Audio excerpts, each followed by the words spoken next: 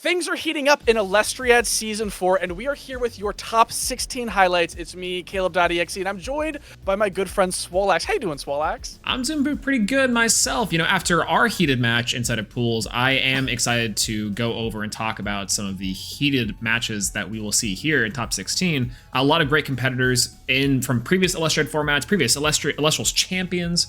I think it's going to be heat. Yeah, it's really looking to be very exciting. Some newcomers as well that have actually even made it here to our top 16. If you missed out on the pool groups highlights, go ahead and check out that video.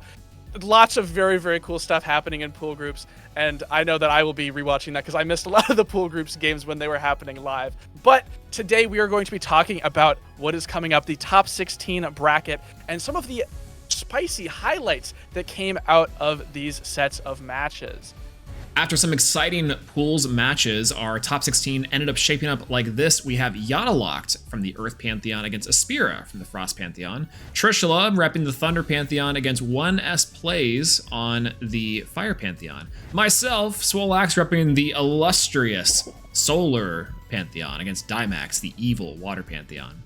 Then we have Golden Nova YGO on the Water Pantheon against Steuben on the Wind Pantheon, repping Aeolus. We have some friendly fire here next with Hunter Surge on the Earth Pantheon versus Cards and Coffee TCG, previous Elestrals champion, by the way.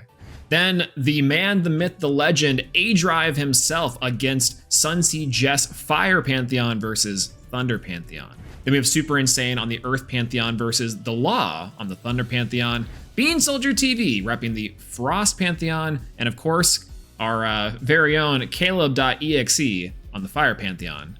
Yeah, lots of very exciting matches to talk about today and lots of cool highlights. And let's go ahead and jump right into our first one. Aspira takes on Locked. This is a match of Earth versus Frost. And Yada, Earth, Demeter taking it out 2-0 over Aspira. Blizztrix Mill's just not hidden. Aspira's hitting those mill buttons and he's not seeing what he needs to see. Yada able to keep tempo with those phenomenal Earth cards, punching in, taking game one. And game two looked very different. Aspira hits those mills. Blizztrix comes out with the Asprowl, but Boombat is apparently stronger than a giant bird. Goes down. Aspira tries to rise back, Blizz, but Yada hits Eruption for game. Swole, you hate to see the Eruption for game against a Blizz player. I mean, I don't know. I think if you're Yada, you're feeling pretty good about it. No one likes to get erupted, jump scared like that, especially if you're a Blizztrix player. And I don't feel too bad for Aspira now. He's playing Blizztrix, which is jump scaring people all day. Next up, we have 1S Plays versus Trishula. Now, Trishula went undefeated in pools and had a pretty good run against 1S Plays inside of this match, going 2-0 to finish. Now, a really great play here inside of this match. We have a casted out Voltempest with Fire Spirit to help insulate from that eruption. We were just talking about how powerful that was previously against Blizztrix, and turns out Trish was pretty scared of it here inside of this matchup too. Yeah, the Voltempest curse tries to strike Trishula down, but he uses it to take down 1S Plays. The beauty of Gryffuse getting to Nexus is that you can misenchant with a fourth spirit when you ascend Voltempest, meaning you don't have to worry about Eruption, and Trish just able to close this one out. Up next, we have Golden Nova from the Water Pantheon taking on Steuben from the Wind Pantheon. Golden Nova is able to take this one 2-0 and overcoming some very interesting picks from Steuben's side, like Cockatoodle, which is just a phenomenal way to out things like Galaxy by suppressing that Galaxy. Steuben put into a weird spot at one point here where he had to put a Necklace of Harmonia onto his own Exaltair as a win con, but Eddie, Galaxy, Tsunami, they're all going to be able to take out that 5 attack and just clear out the Exaltair regardless. Yeah, I think it's crazy too. You get a player like Golden Nova out with some amazing cards and native to the Water Pantheon. I think it's so cool because yeah, don't get me wrong. I think that Exaltair, Nexus Scene, and Burning, maybe some high attack is great, but what's that going to do against an Eddie? Maybe one or two goes will just end it right there. And coming out undefeated from their pool as well, Hunter Surge versus Cards and Coffee, a little bit of Earth v Earth action. You hate to see this type of violence. Now, this was taken over by Hunter Surge 2-1 against Cards and Coffee, so it was a little more of a fight here. Yeah, I actually heard, Swolax, that Hunter Surge may have been playing almost an identical list to which you played in Dallas Open, where you got second. Just a couple of changes. You know, you got to make the deck Elestriad legal, obviously, but changing out Altar Stars for PTA, Moss Station for Mudlet, kind of some interesting decisions there.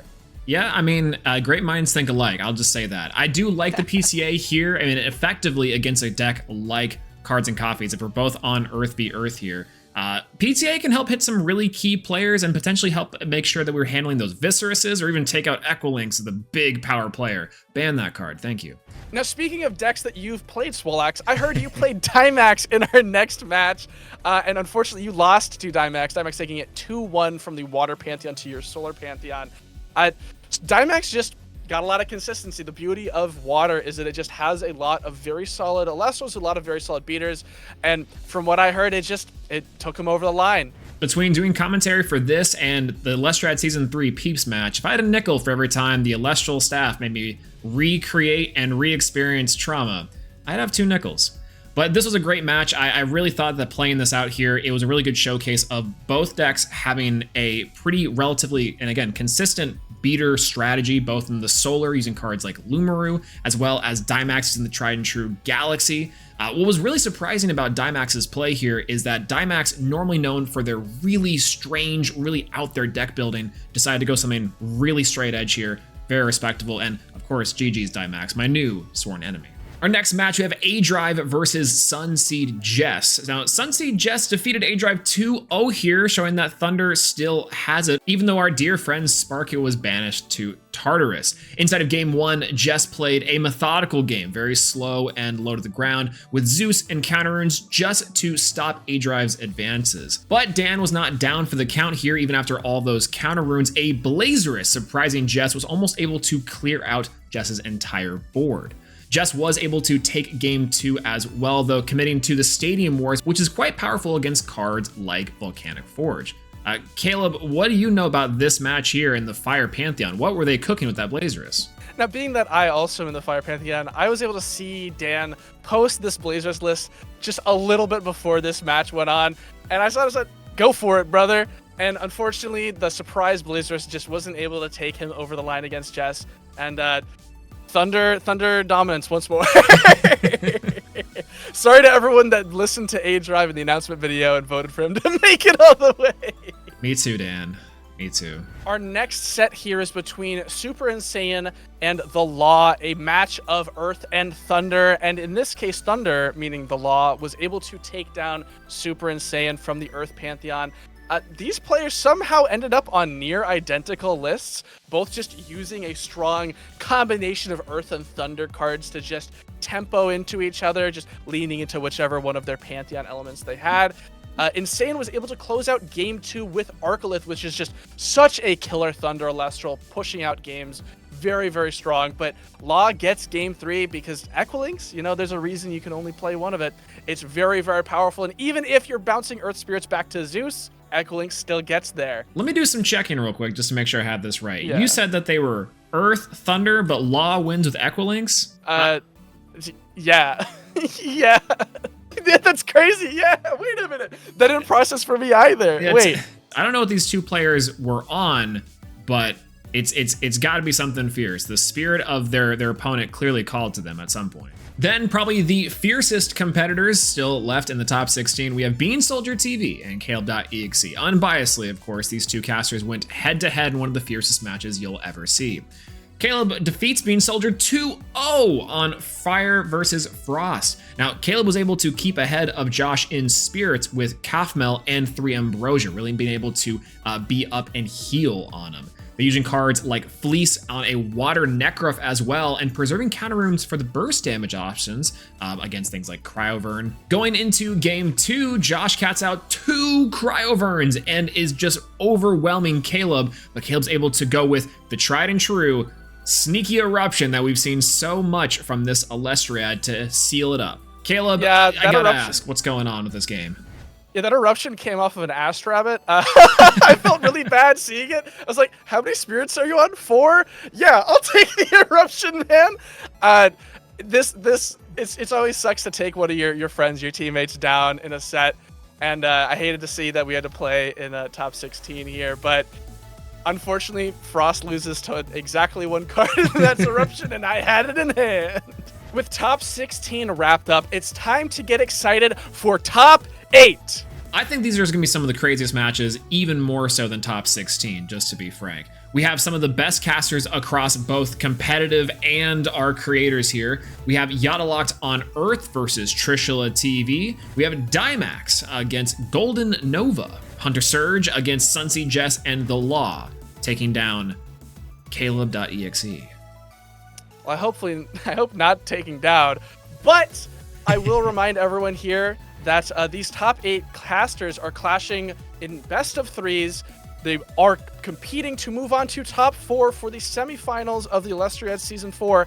And I can confirm every single one of these matches will be uploaded to the Elestrals channel just so that you can all see what's going down in top 8. Yeah, I think what's so interesting to note about this top 8 specifically is that we have, like, again, no solar, frost, or wind inside of the representation here, which I think is wild considering some of those strategies being so strong. Decks like Blizztrix, things like Sunburn, let me just sneak that in there.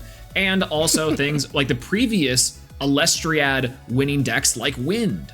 Yeah, it's really interesting to point out that there's going to be 2 Earth versus Thunder matchups with the Yada versus Trish matchup and then Hunter Surge versus Jess. And of all the people that made it into our top 16 with Thunder, they have all moved on to top 8. And we have a water mirror between Dimax and Golden Nova. That's crazy. I wonder which one's gonna go double Galaxy first. Galaxy into PTA surely will happen during that time. I bet. But out of all these matches that are upcoming, Swole, which one are you most excited for? Oof, honestly, okay. So, Evil Swolax theory time. It'd be Dimax versus Golden Nova, just so I can see Dimax lose. But outside of that, no, obviously I'm excited to watch you, Caleb, take down The Law and, bias here, of course. I'm really excited for some good Elestrals matches across the board. We have some amazing competitors like Trish and Jess who I've seen inside of some top tournaments. As well, I don't think I've ever seen Yada play, but I've heard is very, very good. So really going to keep an eye on that one. What about you? What are you looking forward to?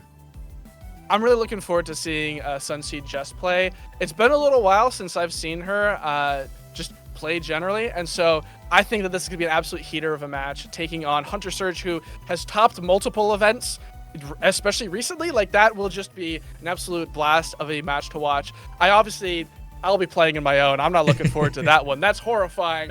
I think it's hard to find a match in this top 8 that won't just be an absolute blast to watch. And I know that I'll be watching the videos here on the Elestrals channel when they finally are up, because I don't want to miss a single second of these. And with that, thank you to everyone at home for watching this season's top 16 highlight with myself and Swolax. Get excited as the rest of Elestriad Season 4 and top 8 are coming up. And to do so and catch up on all the Elestriad action, you can ask your parents permission before going online to Elestriad.com. There, you can check on your prediction bracket for the season and see the latest round results. As well, you can find a playlist for all the videos and everything good Elestrals that you can.